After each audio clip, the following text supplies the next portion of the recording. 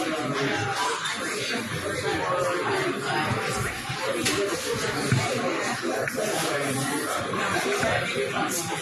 morning, everybody. Welcome to the Mérida English Library.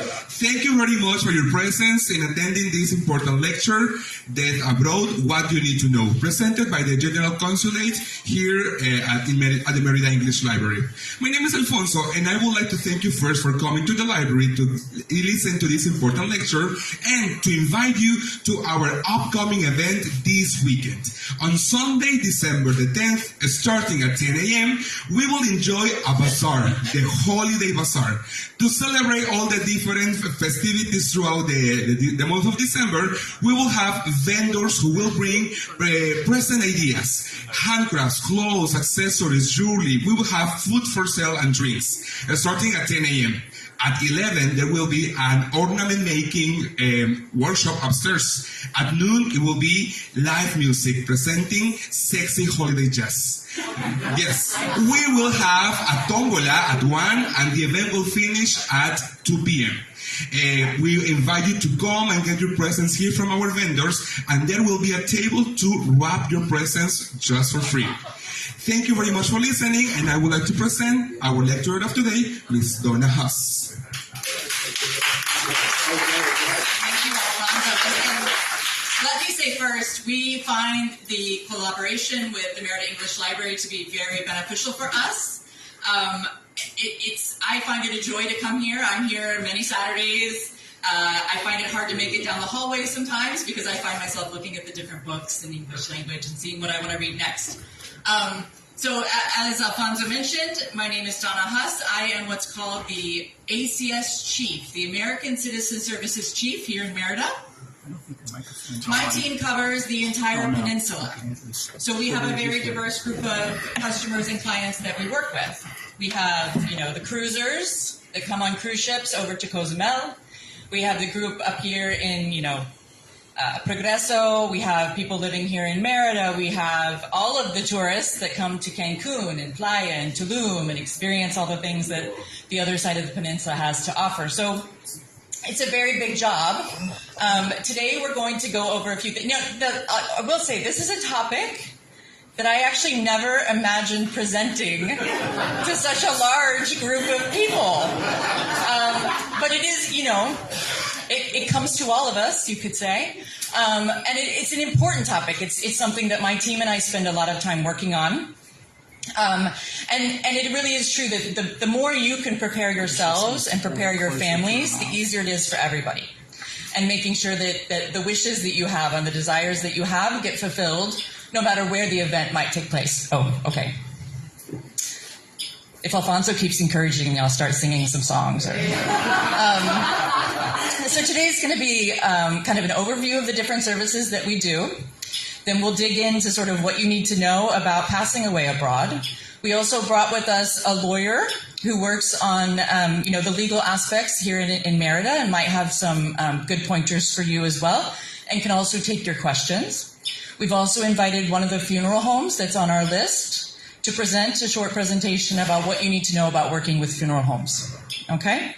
So we'll get started. We'll also have some time for questions at the end. We do have a limited amount of time, and I know there are lots of you, and you probably all brought a list of questions. We may not be able to get to all of them today, particularly if they are very specific about a specific case or such. But we do have cards and contact information and information for you to take with you so that you can then contact us later and get more detailed information. All right. All right, so this map shows our consular districts here in Mexico. What does this mean? Here's my team here in Mérida. We cover the whole of the peninsula, the 3 states of Campeche, Quintana Roo, and Cancun. But you can also see that all of Mexico has different consular districts. So the people who visit Mexico, American citizens who visit Mexico, and people who live in Mexico are very well covered. We have more consular districts here in Mexico than we do in any other country in the world. So you are well covered no matter where you are living or traveling. There will be either, the embassy in Mexico City, a consulate, or a consular agency somewhere hopefully close enough to meet your needs. Okay, So as I've mentioned, we have the US Consulate General here in Merida. We have 2 consular agencies on the peninsula, one in Cancun and one in Playa del Carmen. And we have an agent in Cozumel. She does not have a physical office, but she usually works, most of her workload has to do with the cruise ships. What do? We do routine services, things like passports. Someone who has a baby here needs to register the birth of a U.S. citizen abroad, etc. Now, I will mention one thing about routine services. Those of you who are adults, which as I'm looking out, everyone is, you know, when you come to the end of your passport's validity, you will need a new American passport. And everybody always wants to come into the office to see us about renewing their passport. We have a new mail-in program that you must use when you renew your U.S. passport. Now, the reason we do this is twofold. We have a very limited staff here in Merida. There's just me, one other consular officer, and 5 local staff. We need to spend our time on people that must come in to see us, to get an emergency passport, to deal with victims of crime, things that are super, super urgent. And so by developing this mail-in passport program, you can fill out the passport application online, mail it directly to the address that the website will give you. You can pay online, and you can get that passport back without it ever needing our efforts. So it's very, very important. All of that information is online, and I will show you at the end here a business card that you can use to get to the information about how to do that. I say that because many people still schedule an appointment at our office here in Merida, and we have to turn them away, because we really do need people to use that mail-in process, and the sweetener here is that you get your passport much more faster, much more quick to use the mail-in passport option. Okay? All right, the other things we do, emergency assistance, which I just mentioned some things. Someone who finds themselves as a victim of crime. Someone who has their passport stolen when they're out having fun in Cancun or experiencing life in Tulum. So we deal with all of those things. People who have medical crisis, people who have mental illness issues. We deal with all of those things. So those things are obviously very priority aspects for us. We also provide local resources. This is one of the things we'll talk about a bit today.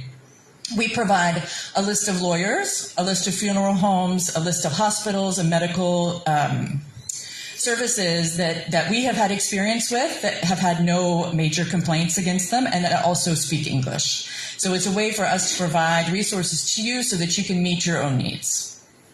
And then alerts and messages. If you haven't heard of the Smart Traveler Enrollment Program, I really, really encourage you to take a look at it. We call it STEP, the Smart Traveler Enrollment Program.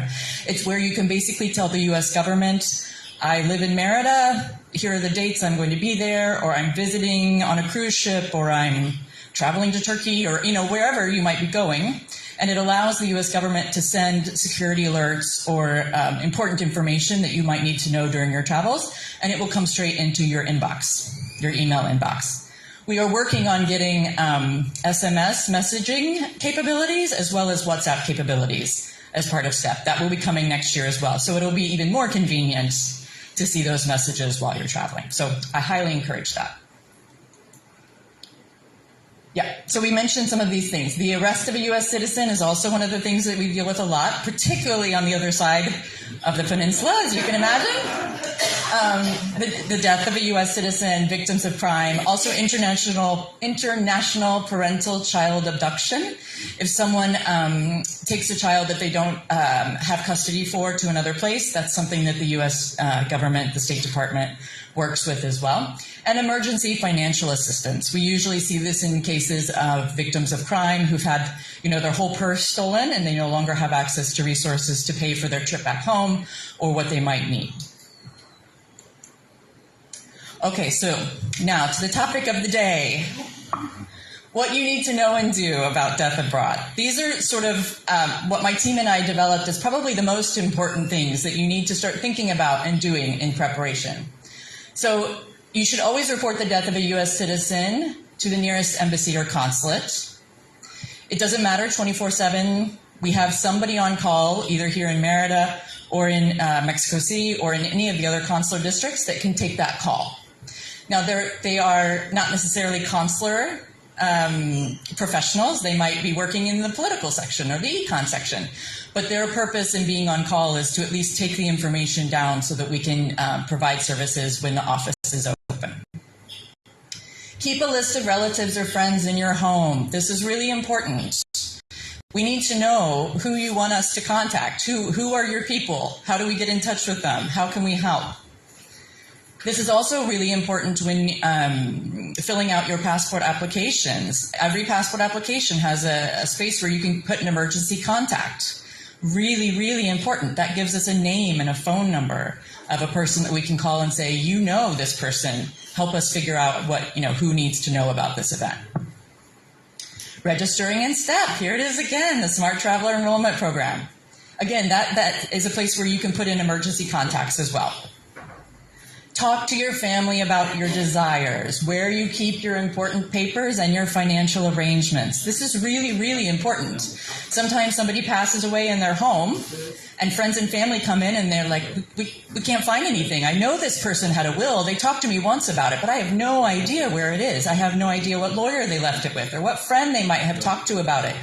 So it's just important to have that information in the hands of someone who can help us help the family. Yeah, and if you have a will, tell trusted individuals where it is located. So I know my family in the U.S., we have one that exists, we have one copy of the will that exists with a lawyer, and we have one that exists in a fireproof safe. So, but I know where it is, but if I were to pass away unexpectedly, do other family members or friends know where it is? So it is important. Okay, so what does the consulate do when you let them know that a loved one has died? What are our responsibilities? We can assist in informing relatives of the death and determining who is the next of kin. So this can be very difficult sometimes. This is a job that a consular officer must do on behalf of the U.S. government. So I call loved ones probably 2 times a week, 3 times a week, and tell somebody that their loved one has passed away. It's very stressful for them, but we try to provide them what information we can to help them out. But this, again, is another good reason why we need to know who your emergency contact is. Who are your relatives? Who are your friends? Because sometimes, unfortunately, days can go by of us trying to research who are your relatives for us to be able to just simply call them and tell them what has happened.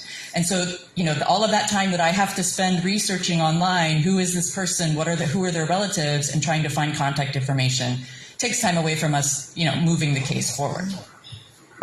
We provide, like we mentioned, we provide a list of lawyers and funeral homes to the next of kin. This comes to them usually in the form of email so that they can take a look through and see what decisions they want to make and who they need to contact and who they feel comfortable with.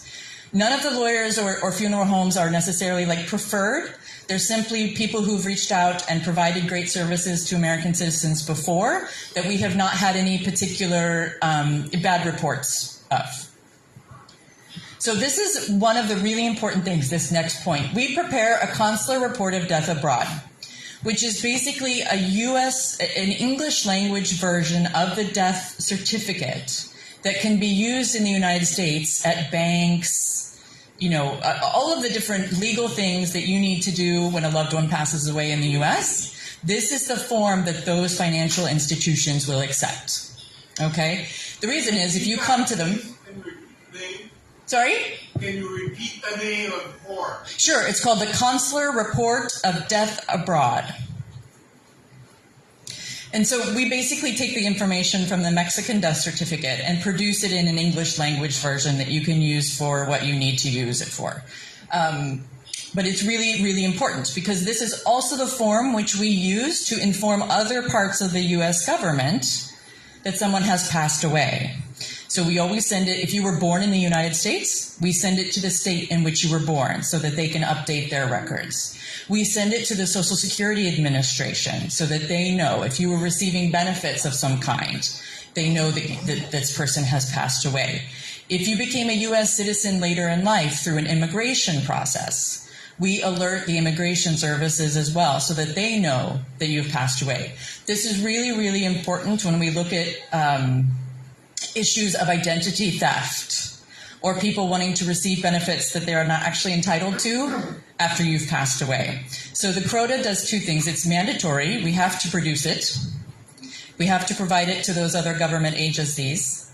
And it's also very useful for the families to meet the needs that they have back in the U.S. Yes, and then, okay, so then we work also with the selected funeral home. So if the family decides we want to bring the remains back to the United States, or the person who passed away wanted XYZ, we work with the selected funeral home to provide all the documents that they need to actually accomplish that. How it works in general is if remains are going to be transferred to the United States, the family needs to select a funeral home here in Mexico and a funeral home in the United States. And those two entities will work together to fulfill that process. But we provide the documents that the funeral home here needs to properly send remains back to the United States. And then in very rare circumstances, we can take possession of small items. For example, luggage. This happens sometimes on the cruise ship, for example. If somebody passes away and they need to be disembarked. We will sometimes, if there is no other option available, we will sometimes be able to take possession of some items and help the family arrange for them to be shipped to whoever wants them back in the United States. This is not something in fact, almost all of this process is not something the U.S. government pays for, and it can be quite costly. So this is something we run up against sometimes with families who are not financially prepared. They might say, I know my loved one wanted their remains to come from Mexico back to the United States, but they haven't planned for the funds to do that. So that's another thing to be thinking about, is informing your family and making sure that somebody has enough funds to fulfill your wishes if that's what you desire. Okay, what we cannot do, I just mentioned it. There is no government funds are very, very specific. I am only authorized to use them for very, very specific purposes, okay? And there are no funds that are designated for helping in this process. So it is all family funded. We cannot force local authorities to change their processes. This comes up often in the case of what you could call like a suspicious death, or a death where the cause of death is not readily known. Somebody died in their home, not in the hospital.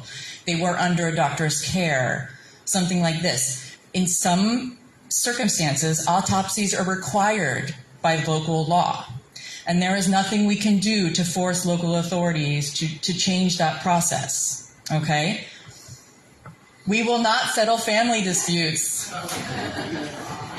It's a difficult thing to say, but we cannot, we just, we will work with who is considered the next of kin. Next of kin goes like this. If you are married, that is the next of kin. If you have children, those are your next of kin. If you are not married, you do not have children, and your parents are living, they are the next of kin. And it goes sort of down that way. Now, you can also specify in your legal documents who you want to be treated as the next of kin and who you want to take action. If we can see that document and it appears to be legitimate and then everything looks fine with it, we can use that. But what happens sometimes, say you have a person who passes away, they are not married, but they have 2 surviving children. And the surviving children have different ideas about what should happen next. As the U.S. government, we will not enter that situation and try to mitigate. I'm not a social worker. I'm not a psychologist or a counselor. And so it is important, if you foresee these sorts of things happening, be clear with your loved ones. Son 1, I want you to be the lead. Son 2, I want you to not be. Whatever it might be, right? Because we see it a lot where there are disagreements about what should happen next. And we cannot get involved in legal matters regarding property or possessions. We can point you in the right direction, right? If you own property here in Mexico, or there's, bank accounts here in Mexico, there's all of that sort of thing. We cannot become like custodians, nor can we take action on properties and possessions and things like that. So we can point you again back to our local resources, the lawyers, things like that. But we cannot apart from taking possession of small goods that could be shipped back to your family, we don't get involved in that aspect. So if you are making financial investments, things like that here in Mexico, you do need to be prepared for that aspect as well. Thank you. Okay, I'm just going to touch on voting real quick because we have a big year coming up. You might have heard. We do assist in voting, but I really encourage you to, it's a little cut off, but the Federal Voting Assistance Program, fvap.gov, check that out early so that you can know what your options are for voting in your state at the federal level and at the state level. Okay, so just touching on that because I know that next year is going to be a big one. Okay, the Smart Travel Enrollment Program I mentioned. This is our Contact Us page. So this is what you will see if you go to the U.S. Embassy website in Mexico City, and it will provide all of these things. So you can see here, there's a passport urgent appointment request form. So if you need a passport urgently for some emergency travel, you can fill out that form. There's an American Citizen Services contact form. So if something happens, you need to let us know. You can also fill out that form. After hours assistance for U.S. citizens, if you prefer to fill out a form instead of trying to make the phone call and going through the phone tree, you can do that as well. There are also phone numbers that will get you in contact with someone after a pretty significant phone tree adventure.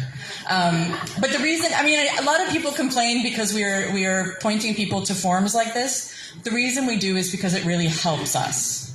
The form will guide you through the type of information that we need, right? When you freeform write an email, you might forget that we need to know how to contact you by phone, or that we need to know your passport number, or that we need to know whatever it is. But these forms help us communicate to you what information we need from you in order to start working on what you need from us.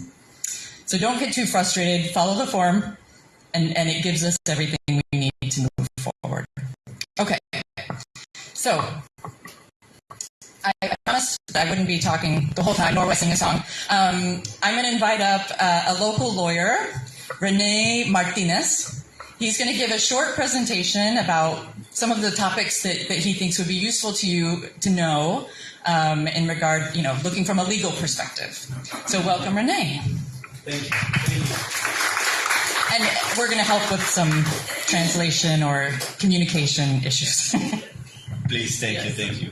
Good morning. I talk very small English or few frequency. I understanding more than talk. So I need my friends. So translating and I'll be able to talk more fluid, I think. But Seinfeld teach me well how listen. Ok. Bueno, pues vamos a hablar ahora sí en mi idioma, ¿no? Y lo que quisiera yo hablar con ustedes, y antes agradecerles la presencia, realmente veo que hay mucha gente, como bien dice la que expuso antes, y es muy bueno que se acerquen, ¿no?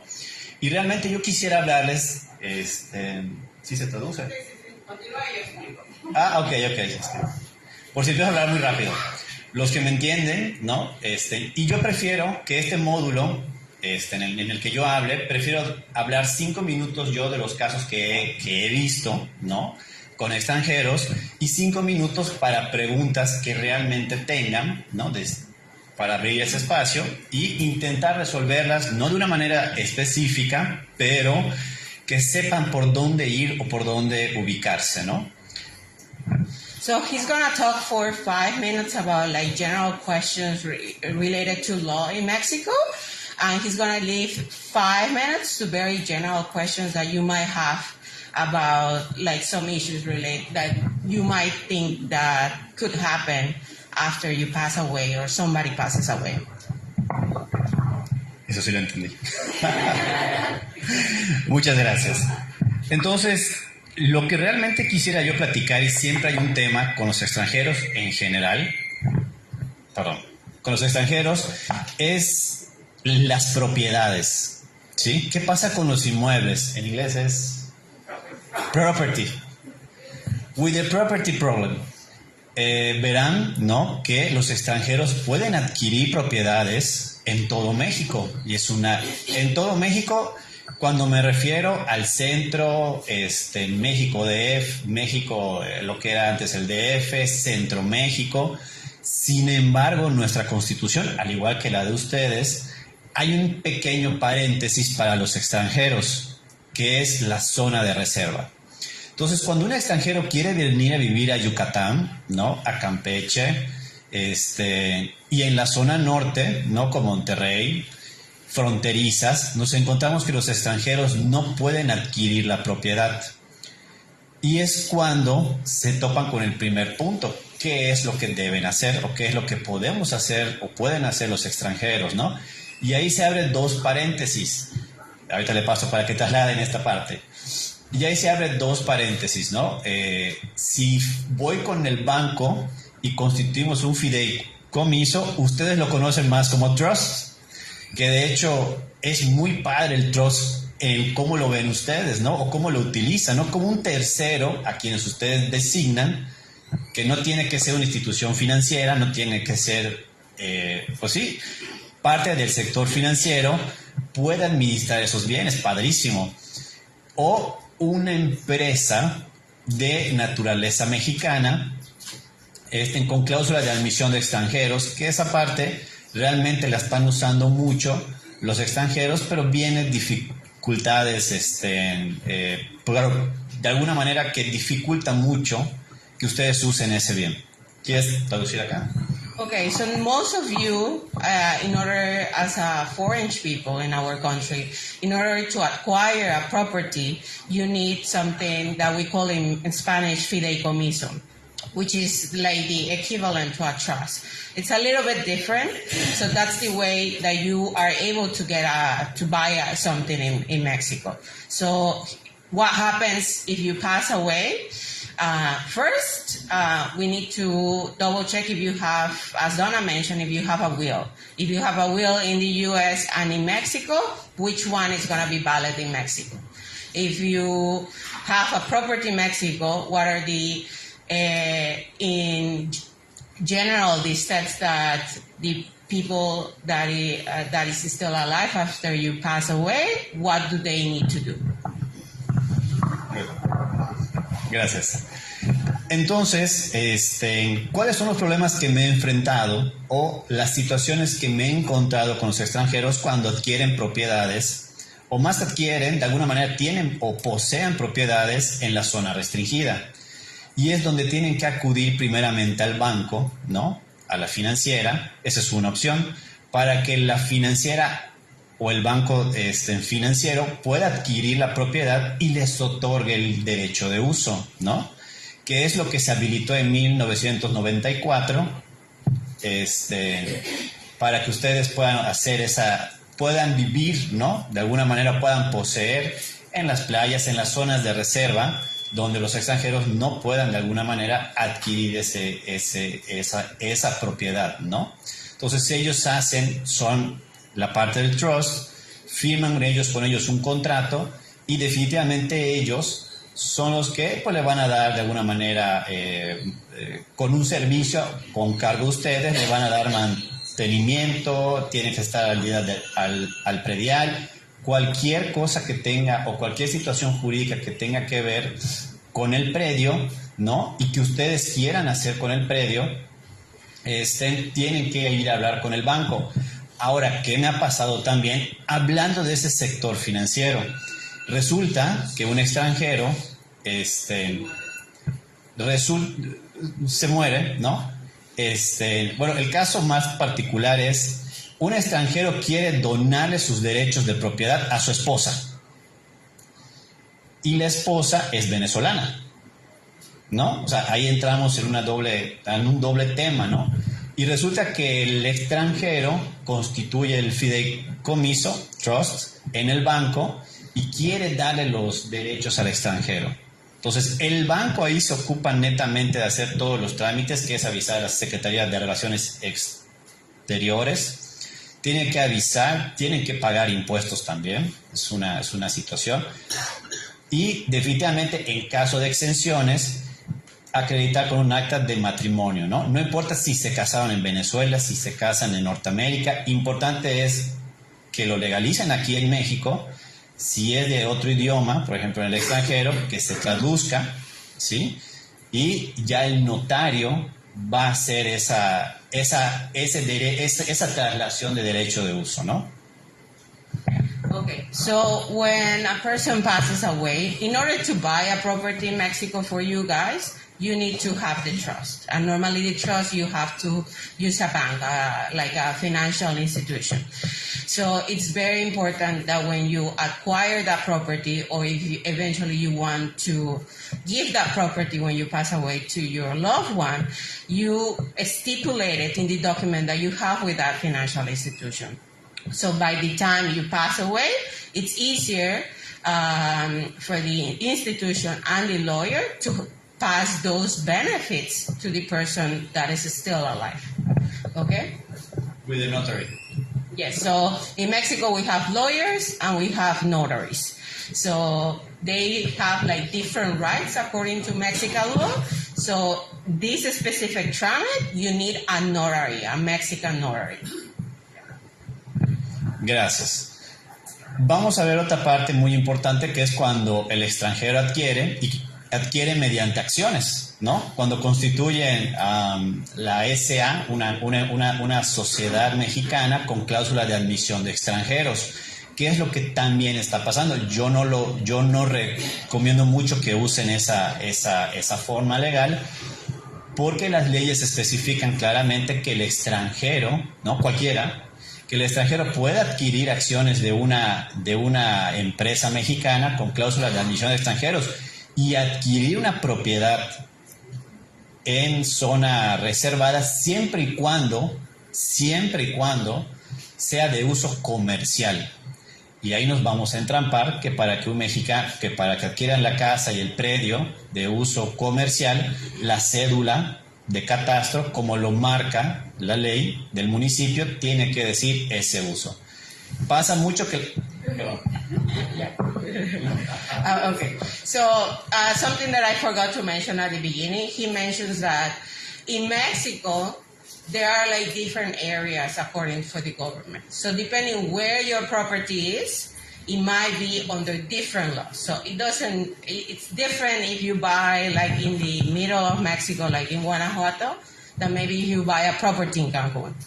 So it's important that you are aware that the laws might differ. Even like when you make the contract or make the papers to acquire a property, depending how it was registered, that could complicate things. And it's not even just for you guys. It's even like for Mexicans, like how you create a business. If it's SADCB or ACE, we have different rights, different obligations. So it's important that when you are going to buy a property, or if you are already thinking about to who you are going to leave your properties, that you go you contact a local lawyer, because laws are different between the U.S. and in Mexico. And if you pass away in Mexico and there's a dispute, the Mexican law is the one that is going to apply. We don't care about the U.S. It sounds horrible, but that's how it works.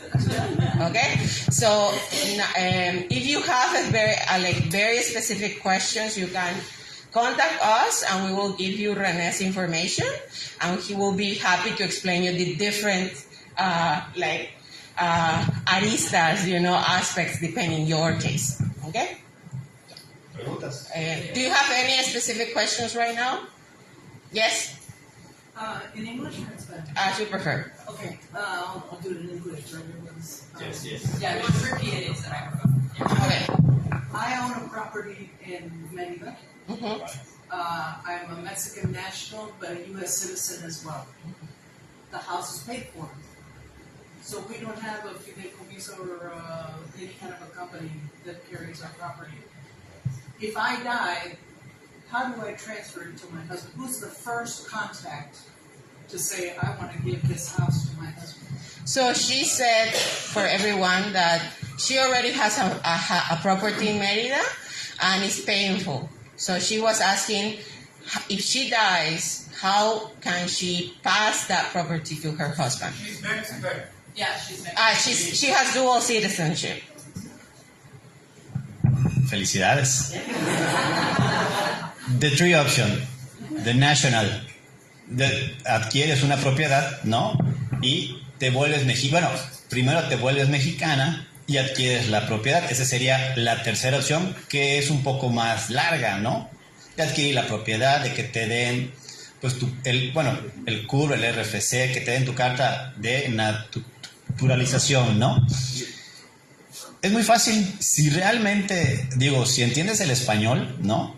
Y puedes ir con un notario, es nada más que celebres cuando antes de que fallezcas, claro, vayas con el notario y le digas, quiero dejar my will, ¿no? Quiero dejar mi testamento. Ahora, muy importante, definitivamente, tú se lo puedes dejar a tu esposo siempre y cuando él sea nacional mexicano, ¿sí? Si no lo es, tú le puedes dejar todos los derechos, pero él, para que él adquiera la propiedad, tiene que ir o con un banco, ¿no? O él adquiera, o va a adquirir hasta que él sea naturalización mexicana igual. Okay, so he said, because she has dual citizenship, she has to leave a Mexican will. If the husband is not Mexican yet, he has to go through a bank institution to acquire the rights for that property. So it's a little bit more complicated. So that's the way how he will acquire the property. Yes. Yeah, well, that's wonderful. However, most of us are not dual citizens. Mm-hmm. So, if you have a fideicomiso, doesn't that take care of? Si nosotros que no somos ciudadanos mexicanos tenemos un fideicomiso, eso es lo que dice quién hereda la propiedad, ¿no? Sí. Cuando se celebra el contrato, ahí se estipula cuando fallezcan los derechos a quién van a pasar.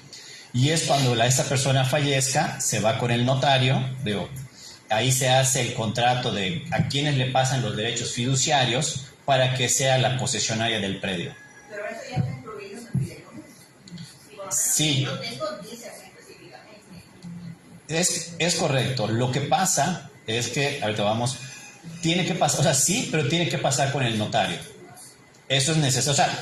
El notario en México, de alguna manera, siempre interviene en las operaciones traslativas de dominio o de cesión de derechos de predios, en su mayoría.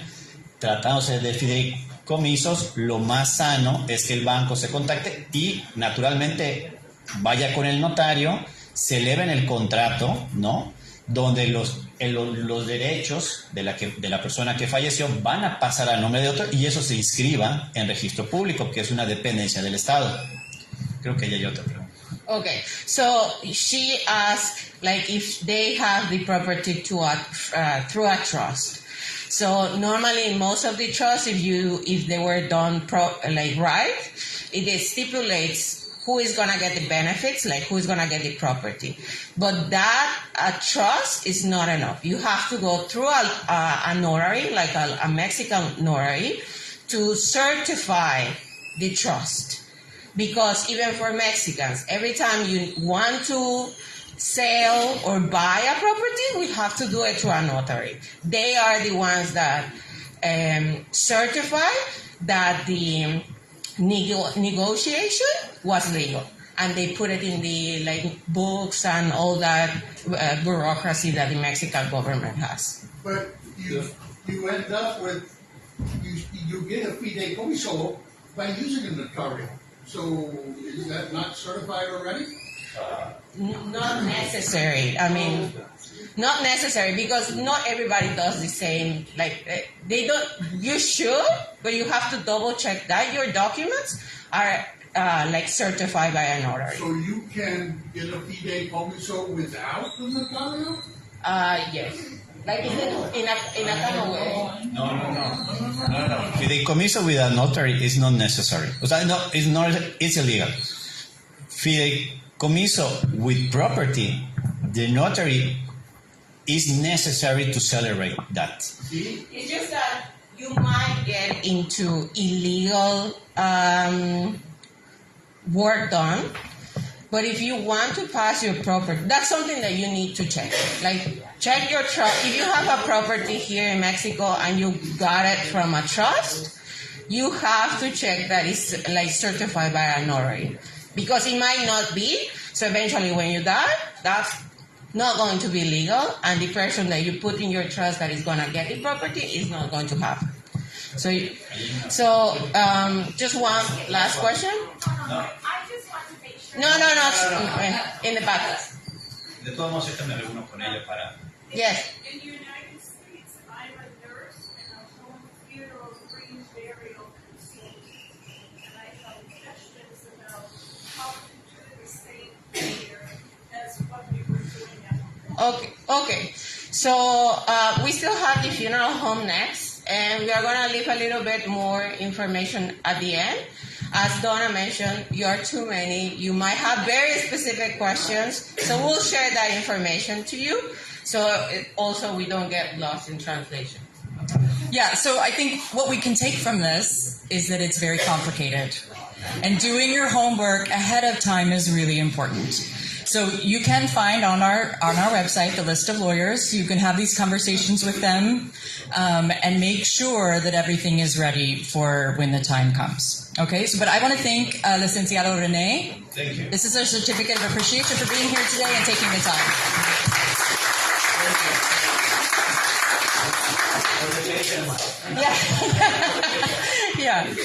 Yeah. Okay, so next up for 10 minutes, we're going to have the funeral home, Funeraria Poveda, Mr. Guido. And he's going to tell us a little bit about what we need to think about in regard to funeral home services. Yeah? Thank you. Yeah. No, that's fine.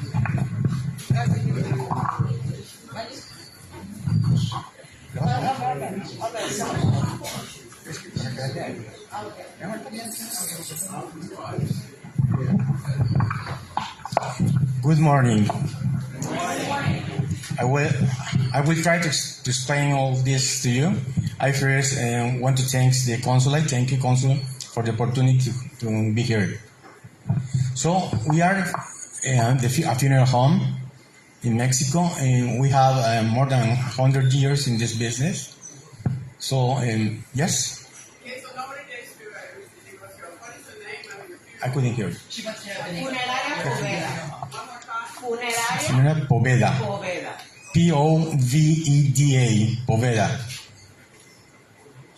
And Funeral Complex La Piedad. We have two of those. One is here in downtown Poveda, and we have another one in Chitia Commissary. And there is a very nice complex with gardens, chapels, and also we have creeks over there. Oh, thank you. I can see this. Well, let me use this. Thank you. So here the name of the funeral home is Funeraria Poveda, as you can see there, and the other one is Complejo Funerario La Piedad, that is Funeral Complex La Piedad. So about us, as I have just told you, we are in this business since 1860, and then the funeral complex was created on 2000.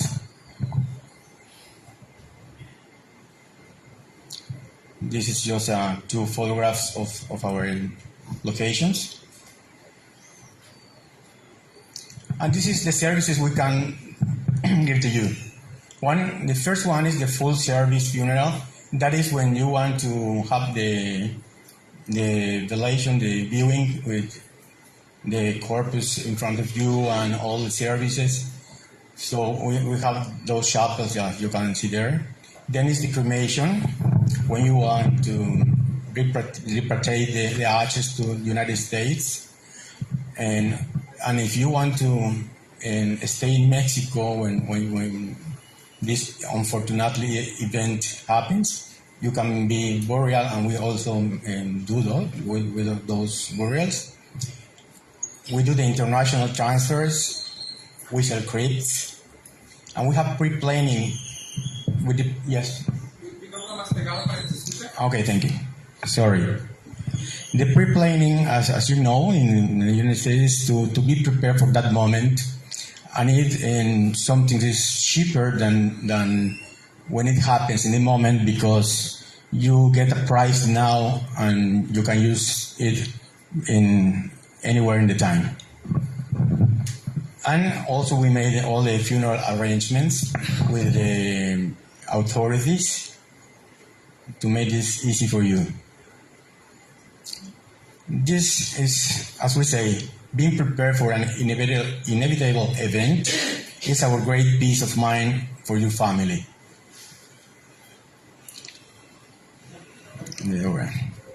Sorry.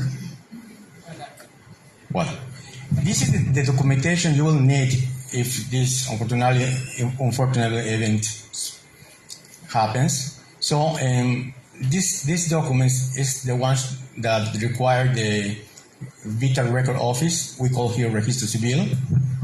So, from the deceased person, we will need the copy of the birth certificate. That is optional. The one that is necessary, mandatory, is the original passport, and also the medical certificate certifying the cause of the death. And we need documents for the family member. We need a copy of a passport. There is just a copy, not the original one, and the updated marriage certificate. When there is not a marriage, we need a copy of the certificate of the direct family member. This is the document you will require if there is a cremation. Then, in case of burial, you will need the same documents for the deceased person and for the person that is going to treat with us. There can be a friend. In the cremation, it is not possible that it's a friend. In the cremation, must be a familiar, a relative, a son, a daughter, father, mother.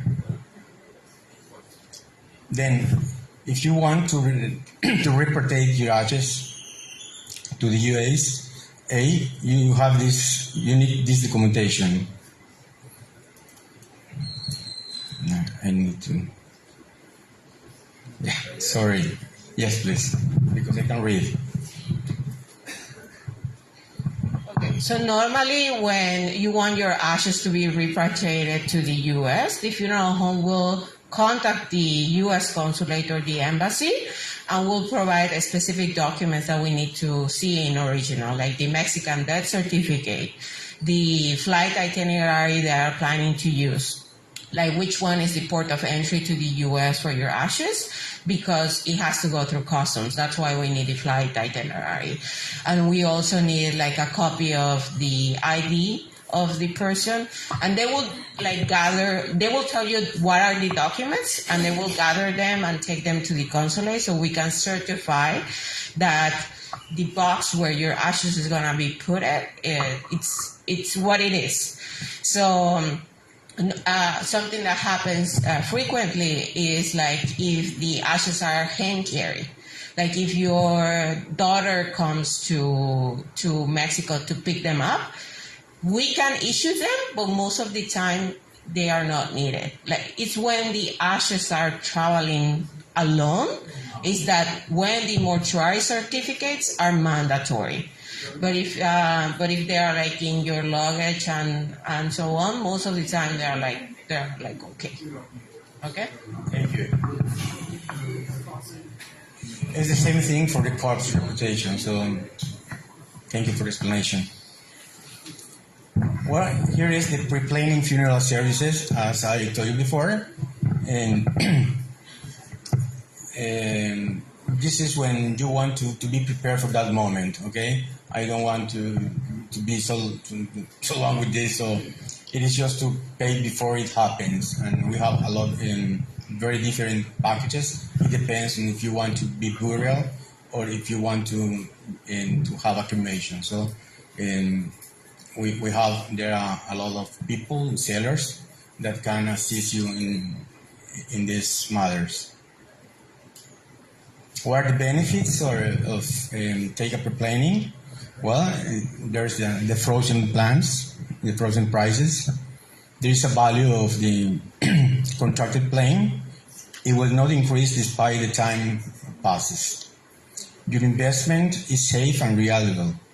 No interest monthly payments up to 24 months. You will have all the services in one place. Comfortable and safe for the family and their companions. You will have funeral company with proven experience that will provide the services with warm and professionalism when it happens. Okay, so something also that comes regarding the death of an American citizen is that that's why what Donna was saying is so important. When you stipulate who's going to be your emergency contact and so on, we can relate to that to follow what's going to happen with you. But if you don't do it, eventually you're going to be treated as another Mexican. And if nobody claims your body or follow-ups after you're dead, you are going to be, after several months, you're going to be transported to the common grave in Mexico. Also, something that is very important, that the laws for when you're taken to a cemetery might be different from the ones in the U.S. In Mexico, depending in which state you are, you might be open after 3 years, 5 years. They can open the casket and take your body out. That's something different. Also, what they are saying about your passport. It is very important that that whoever you are living with or your friend knows where your passport is, because without that, it creates a longer process. And sometimes the local authorities are involved, and they start managing the case as assassination. So that takes longer, and just the word for the family member that is behind, it creates a lot of stress. And it's not because you were killed. It's just the name that they give to those cases that they don't know officially what happened. So just to have that in mind when you're planning what's gonna happen with you.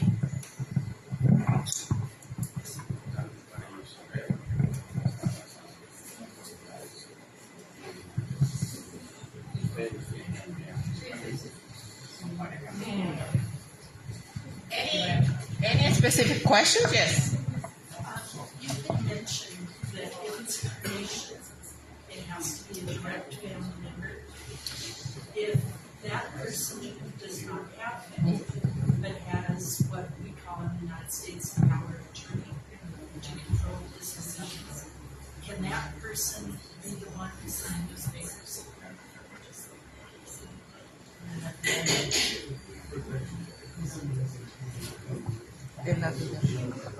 Okay.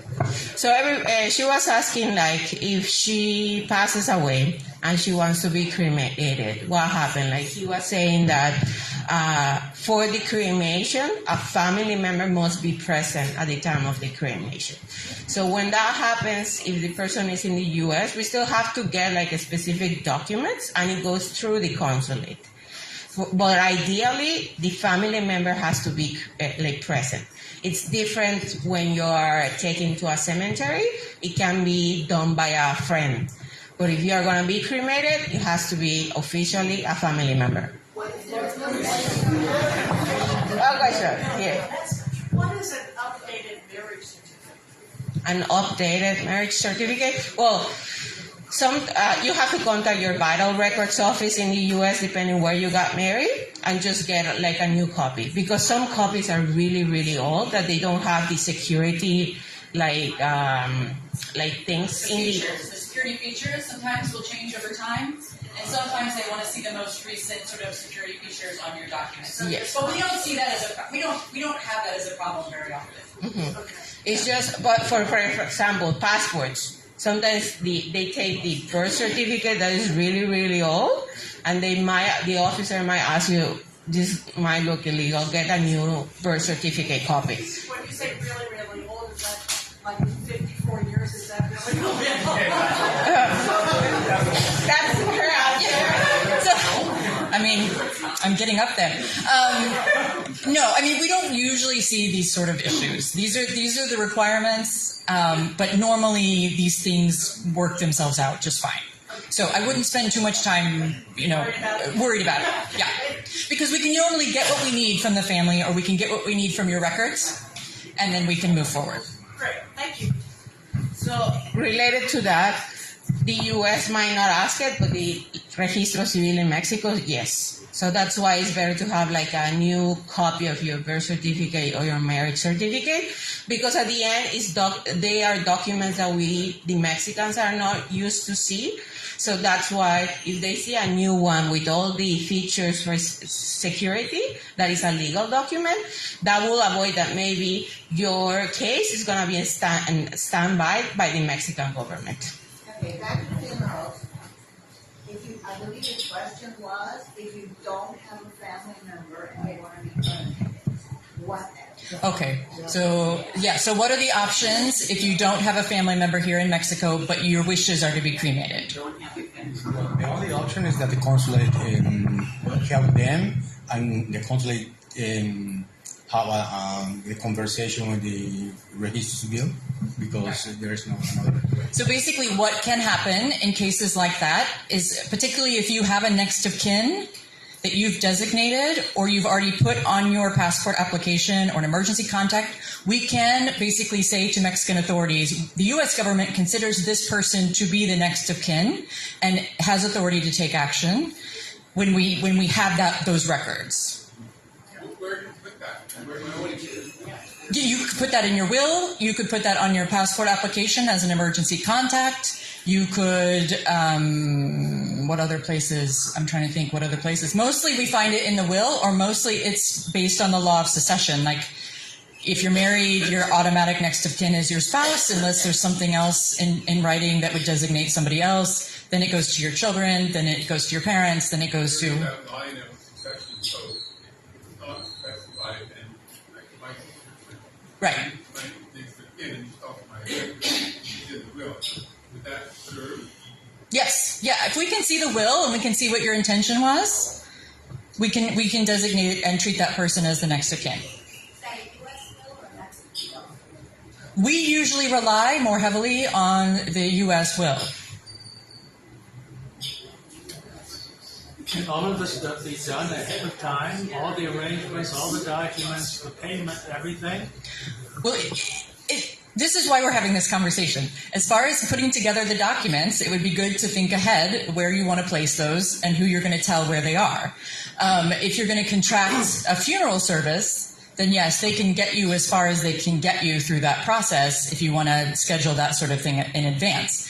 The biggest issues we see are difficulties in a next of kin proving who they are because, for example, and this doesn't cease the case, it just costs time, is when you have someone who's a daughter that would be the next of kin according to the line of next of kin, but that daughter can't get a hold of their birth certificate to prove that you were their parent. So it's things like that tend to slow down a case, because we need to see in a legal way the relationship, right? To close the loop on all of that. So those are the sorts of things that you need to think through. If you're gonna make cousin Bob your executor, then it might be good to list in the will what his identity documents are, right? So we can know that the Bob that presents himself and says that he's the executor, we know how to verify that is the Bob that we're supposed to be working with. Does that make sense? Because these are some of the things that can make it difficult. If we have to wait for a state to produce a birth certificate, for example. I don't know if that might be the case, but sometimes a person is married in the U.S., but they have another partner in Mexico, and they never got divorced. So officially, the person that is going to be the next of kin is the legal partner. So the one that is married to that person in the U.S. Like, it happens a lot. Like, you can be divorced for 30 years and living with the person in Mexico for like 45, like even more. But officially, the legal partner is the next of kin, unless you stipulate it in your will or a legal document. So you can see, again, as we pointed out, these things are very, very complicated, which is why we rely heavily on the authorities here in Mexico to help you prepare. Because every single one of you has different relationships and a different life story and a different history that is all going to play in when this happens. But yes, we do see very often somebody who never terminated their first marriage, never got remarried, or has been living with somebody as what they call a common law wife or husband for a very, very long time. And you can see how this would be very complicated. The person living with the person and caring for the person feels like they want to be responsible for the person. But according to the U.S. government, the law of who is responsible for that person, who is the next of kin, would still remain with the first spouse because that marriage was never terminated. So, and these are difficult topics. But I want to say thank you to Mr. Guido here from Funeraria Poveda. Thank you very much. So we're coming up against time. I have some resources I'm going to leave with you. Particularly, I have a handout about Medicare. So Medicare is handled by a different part of the U.S. government than the State Department. So I can't give out official information about Medicare because it's not in my responsibility.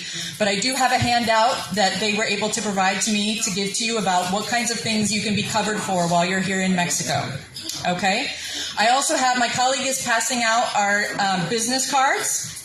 On the back of those business cards, there are 3 QR codes. You know what the QR codes is when you sit down at a restaurant and they tell you to look at the menu on your phone? Those 3 QR codes are really, really helpful. The first one goes straight to the U.S. Embassy website where you can find our contact information that was here before. They don't have it. Okay, I have the new version here.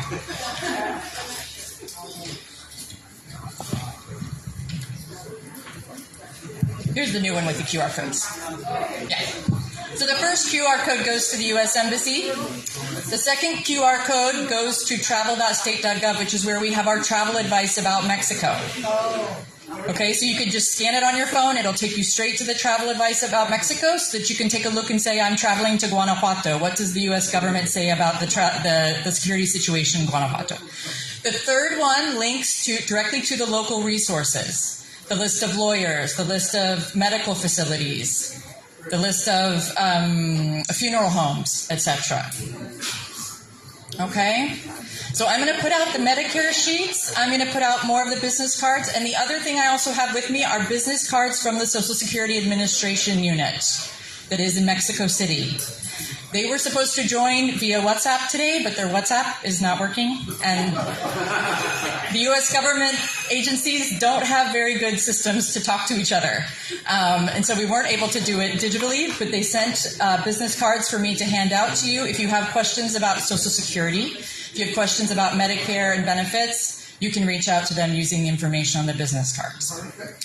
All right, we are at time. We're just slightly over time. And I know you probably still all have a lot of questions. My colleague Mildred and I will be staying behind. We'll talk to you very briefly. But I think, what we've done here today is really provide you with a snapshot of some of the difficulties that can come up and ways that you can help mitigate.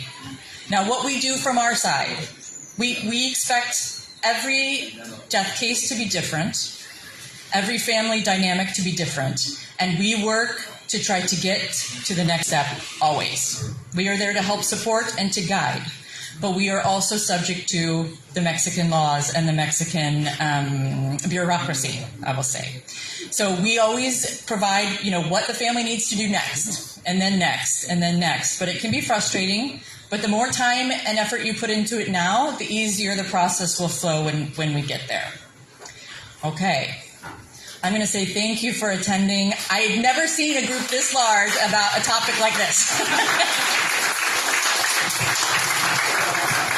So I'm going to leave some list here at the front of the library where you can write down your name and phone number and email. If you have very specific questions about federal benefits, we will pass that list to them and they will contact you to clarify any questions. I have only 25 of these, but we'll put them by the list as well. And then I have a bunch of the Social Security Administration cards, so we can put those there as well.